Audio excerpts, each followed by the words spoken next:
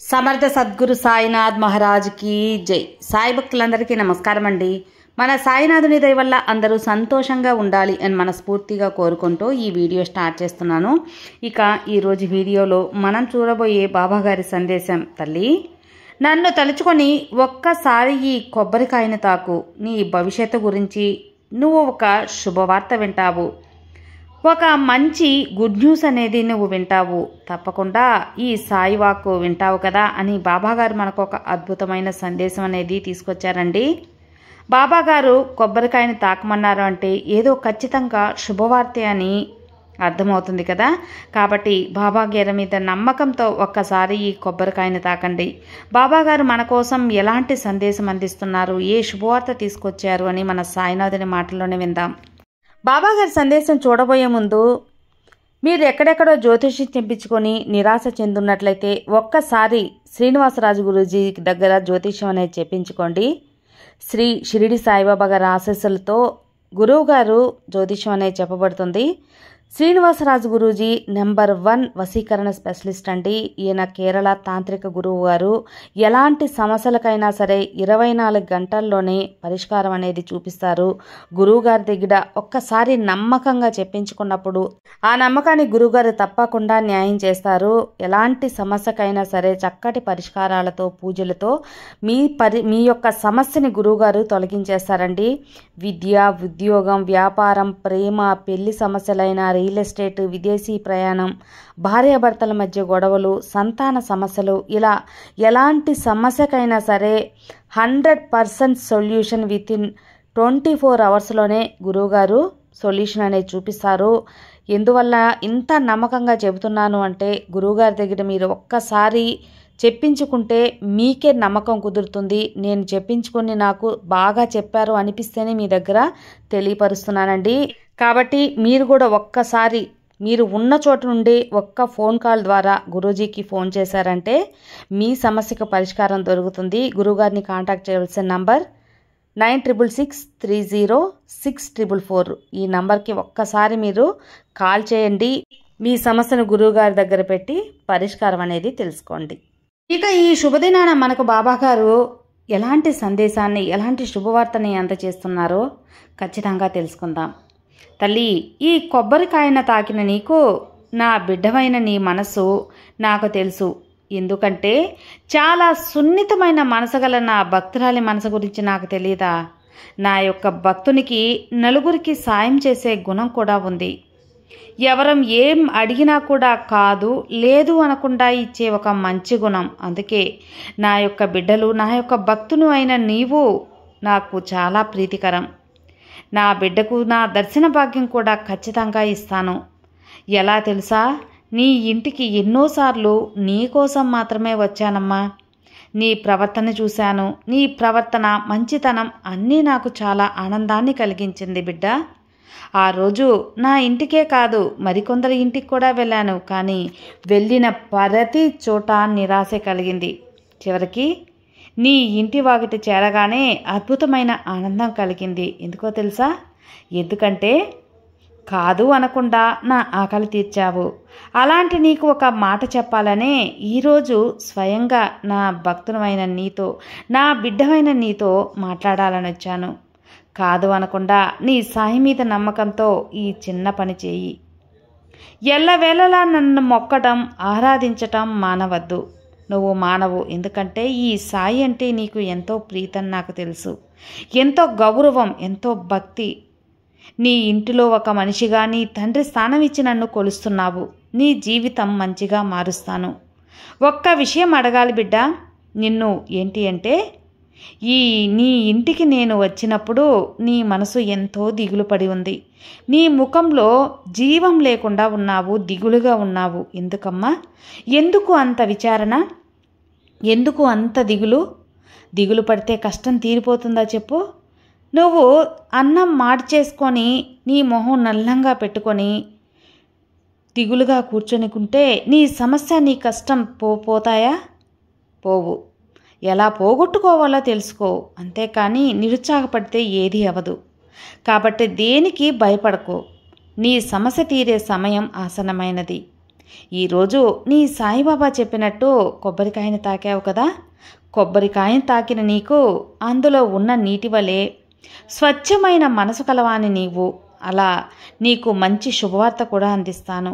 కొబ్బరికాయ శుభకరానికి ఒక శుభ సంకేతం కదా, అలాంటి కొబ్బరికాయను తాకిన నీకు మంచి శుభవార్త కూడా అందిస్తాను. ఈ కొబ్బరికాయను తాకిన నీకు అందులో ఉన్న స్వచ్ఛమైన నీటి వలె, స్వచ్ఛమైన తెల్లటి మనసు వలె, కొబ్బరి వలె నీ మనసు మంచిగా ఉంటుంది. అలాంటి నీకు కష్టాలు రాణిస్తానని చెప్పు. నన్నే నమ్ముకొని ఉన్నావు, అలాగే నన్నే నమ్ముకొని నా మీద బాధ్యతలు మోపావు. వాటిని నేను ఖచ్చితంగా మోస్తాను. నిన్ను వెంటాడుతున్న సమస్యలను తొలగిస్తాను. కొద్దిగా ఓపికగా మాత్రం ఉండు. నీ జీవితంలో ఒక మంచి మార్పు రాబోతుంది. ఏ పని చేసినా సరే అందులో ఒక మంచి గెలుపు అందుకుంటావు. నీ యొక్క జీవితం అనేది మంచిగా ఉంటుంది. నీ జీవితంలో నీ కుటుంబం అంతా కూడా బాగుంటుంది. అలాగే నీ జీవితం సంతోషమయమయ్యి నీ కుటుంబంతో ఆనందంగా నా షిరిడీకి కూడా వస్తావు, నన్ను దర్శించుకుంటావు. నా ద్వారకామయిలో నువ్వు సేద తీరుతావు, ద్వారకామయిలో నన్ను దర్శిస్తావు, ద్వారకామయిలో నన్ను ఖచ్చితంగా నువ్వు చూడగలుగుతావు. నీకు అనుకోని అతిథి ద్వారా సహాయం అందుతుంది. ఎవరైతే నిన్ను అనుమానిస్తున్నారో వారే నిన్ను సాయం కోరే రోజు కూడా వస్తుంది. నువ్వు నీ దగ్గర ఉంటే ఖచ్చితంగా లేదు అని మాత్రం చెప్పవద్దు బిడ్డ. ఖచ్చితంగా ఆదుకో. వాళ్ళకి మాట సాయమైనా, డబ్బు సాయమైనా, నీ చేత సాయమైనా ఖచ్చితంగా చెయ్యి. నీకు ఒక కష్టం కలిగింది, బాధ కలిగింది అంటే దానికి ఖచ్చితంగా పరిష్కారం ఉంది. ఒక రహస్యం కూడా ఉంది. ఏదో చెప్పనా? నా ఉబీది, నా విభూదిని ధరించు, నీకు అంతా మంచిగా జరుగుతుంది. నీ ఆరోగ్య సమస్య ఉందా? నా విభూదిని ధరించు, నీ ఆరోగ్యం కుదురుకుంటుంది. ఏ సమయంలో అయినా సరే నువ్వు బాగాలేదు, ఆరోగ్యం సరిగా లేదు అని ఇబ్బంది పడుతున్నా, అర్ధరాత్రి సమయంలో కూడా, నువ్వు వైద్యశాలకు వెళ్ళలేని సమయంలో కూడా, ఏ డాక్టర్ ఉన్నాడు, ఇప్పుడు ఎవరు నన్ను తీసుకెళ్తున్నాడు అనే ఆందోళన పడాల్సిన అవసరం లేదు. ఈ బాబా విభూది ధరించు. ఖచ్చితంగా నీకు ఉపశమనం కలిగి నీ యొక్క ఆరోగ్యం అనేది ఖచ్చితంగా మార్పు వస్తుంది, మంచిగా ఉంటుంది, అంతా మంచే జరుగుతుంది. ఖచ్చితంగా నీ ఇంట నా విభూది అనేది ఉంచుకున్నావు కదా, ప్రతిరోజు ధరిస్తూ ఉండు. విజయాన్ని అందిస్తాను, నీ ఆరోగ్యాన్ని చూస్తాను, నీకు అంతా శుభశకునంగా మారుస్తాను. నీ ఇంట నేను కొలువై ఉండి అద్భుతాన్ని అందిస్తానమ్మా. కొన్ని సమయాలలో జాగ్రత్తగా ఉండాలి బిడ్డ. కొన్ని చోట్ల మౌనంగా ఉండాలి. ఈ విషయం గుర్తుంచుకో, పాటించు కూడా. అంతా నీ ఇష్ట ప్రకారమే జరుగుతుంది. నీ మనసు ఇష్ట ప్రకారమే జరుగుతుంది.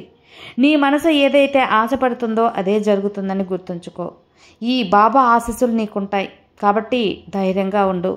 నీ బాబా మంచిగా నేను సందేశాన్ని అందిస్తున్నాను కదా, ఆ సందేశం నీ జీవితానికి మంచిగా ఉంటుంది. తల్లి, నీకు ఏ రూపంలో అయినా నేను మంచి భక్తినిచ్చి నీ ఇంట నేను చేరుతాను. నన్ను ఎప్పుడు కూడా నువ్వు నమ్మకంతో ఉన్నావో అప్పటి వరకు నీ నట్టింటే నేను కొలువై ఉంటాను. ఈ సాయినాథుడు ఏదో ఒక సమయంలో నీకు దగ్గరికి వస్తాను, నిన్ను చూస్తూనే ఉంటాను, నీ మాట వింటూ ఉంటాను. సంతోషంగా ఉన్నప్పుడైనా, బాధగా ఉన్నప్పుడైనా, నువ్వు చిరాగ్గా ఉన్నా, కోపంగా ఉన్నా సరే, ఏ సమయంలో అయినా నీ ఇంటికి ఎవరు వచ్చినా రాకపోయినా ఈ సాయి వస్తూ ఉంటాను. నీ ఆశలు తీరుస్తాను, నీ కష్టం తొలగిస్తాను. ఏదైనా సమయంలో నువ్వు కోరినా, ఏదైనా సాయం నువ్వు అడిగినా, ఎవరో అవునన్నా కాదన్నా ఏ స్థితిలో ఉన్నా సరే నీకు నేను సాయం అందిస్తాను కదా, సాయంగా కూడా ఉంటాను. ఎవరూ చేయలేని స్థితిలో నీకు ఎలాంటి నొప్పి అనేది రాకుండా నేను నిన్ను సులభంగా తీసుకెళ్తాను. ఎందుకంటే ఎవరో ఒకరు వస్తారు, ఎదురు చూస్తూ ఉండకుండా బాబానే నమ్ముకున్నావు కదా, నేను నిన్ను వదులుతానా చెప్పు.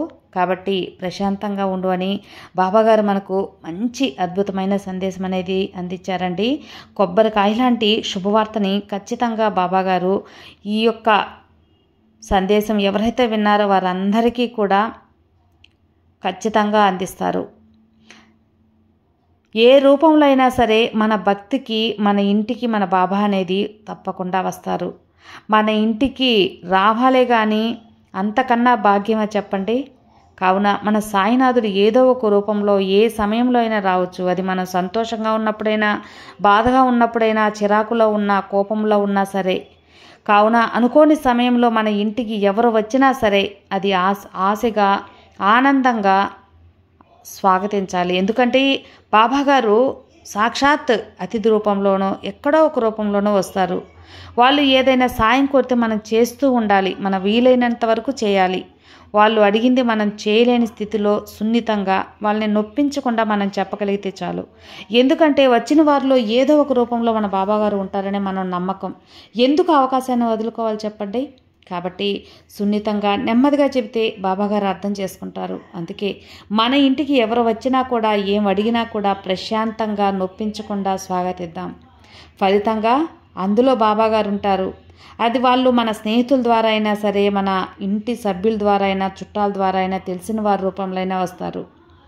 కాబట్టి కొందరు మాత్రం సున్నితంగా, ఆత్మీయతంగా స్వాగతిస్తారు. కాబట్టి వారందరూ కూడా బాబాకి దగ్గరవుతారు. కావున బాబాగారు మనకు ఈ సందేశాన్ని అందించారంటే మన ఇంటికి వచ్చేది మన కష్టాలు తీరుస్తారు అని, మన బాధని తొలగించేందుకు ఖచ్చితంగా బాబాగారు వస్తారండి. కాబట్టి నమ్మకంతో ఉంటే అంతా మంచి జరుగుతుంది. సర్వే జనా సుఖినో భవంతు. జై సాయిరామ్.